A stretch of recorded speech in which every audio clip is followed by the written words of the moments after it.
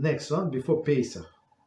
There is a custom to give flour or money to purchase flour, Maos Hitim, before Pesach. So, I mean, today we don't give them flour. Them meaning the poor people, so they would go and bake their own matzah. Nobody bakes. I mean, people do bake, but these poor people, they have enough problems even without making matzah, right? So we don't give them flour.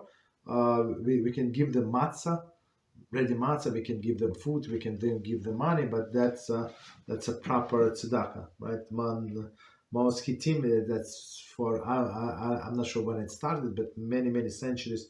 That's we have this tzedakah before Pesach.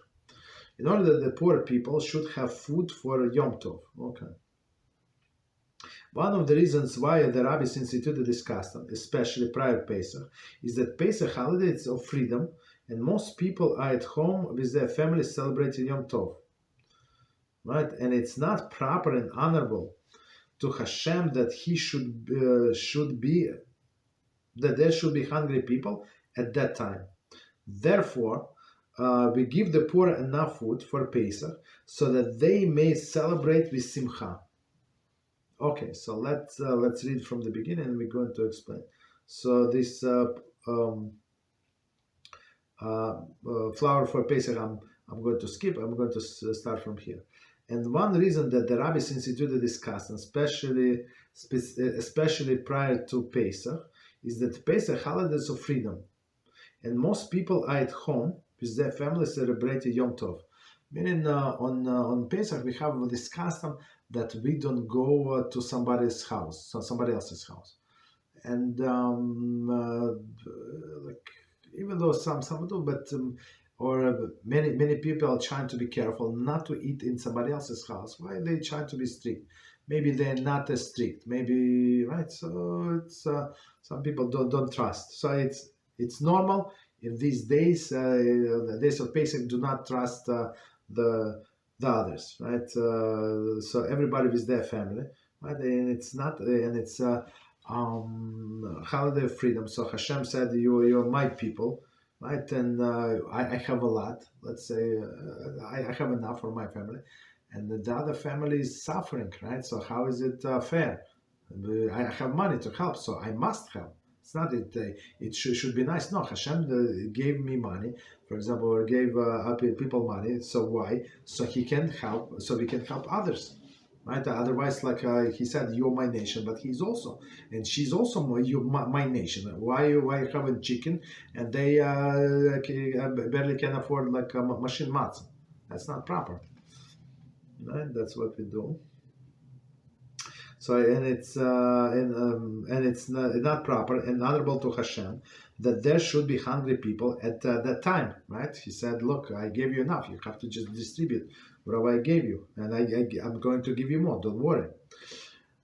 Therefore, we give the poor enough food for Pesach so that they may celebrate with simcha. So celebrate with simcha. It says, what does it mean? It means that the person has extra, right? So he does not have to worry like it's just practical, right? So one time we went to this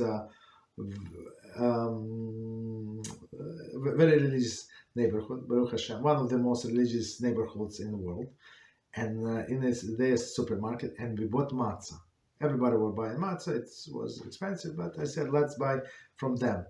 And I don't know, maybe these people who work there, maybe something happened, but when we bought extra, but when we start like taking out prepare the matzah, most of them were broken. So meaning unused for Pesach. Like we paid maybe double price. So for this month, it was a few years ago, right? So we had to count like and how many full matzahs, and not broken, and what the matzahs could consider as not broken. So because it was like a big crack, but it's still holding on. So the broken matzah we had a lot.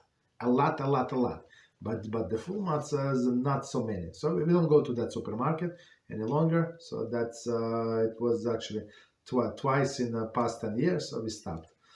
right? So meaning that's what it is. And then we heard reports from other people. So we buy from different place, right? So basically, we were like valuing like every full matzah was like it was very very valuable, because we wanted to have this matzah for first few days, first 2 days, and then for the last days also. You understand? For Shabbos, you're supposed to have a full matzah. Okay, so it's very interesting. So, but when you have this limitation, you in some sense you're a little tense. So are you going to have enough full matzahs? But for these people, if you give them just enough, so there is no simcha, there is no happiness. They're always going to be going to worry if they have enough.